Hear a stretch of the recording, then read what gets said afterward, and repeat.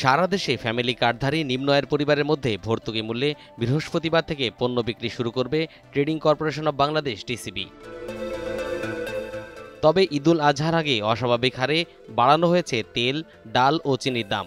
এক মাস ব্যবধানে প্রতি লিটার তেলে ৩৫ টাকা, প্রতি কেজি মসুর ডালে ২০ টাকা ও চিনির দাম ১৫ টাকা বাড়ানো হয়েছে। বুধবার এক সংবাদ বিজ্ঞপ্তিতে এ তথ্য জানিয়েছে টিসিবি। এতে বলা হয়, বৃহস্পতিবার থেকে ফ্যামিলি কার্ডধারী নিম্ন আয়ের পরিবারের মধ্যে ভর্তুকি মূল্যে টিসিবি পণ্য বিক্রি শুরু হবে।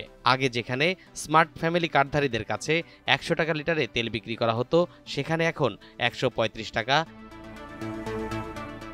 ডালের দাম ৬০ টাকা থেকে বাড়িয়ে ৮০ টাকা ও চিনির দাম ৭০ টাকা থেকে বাড়িয়ে ৮৫ টাকা বিক্রি করা হবে।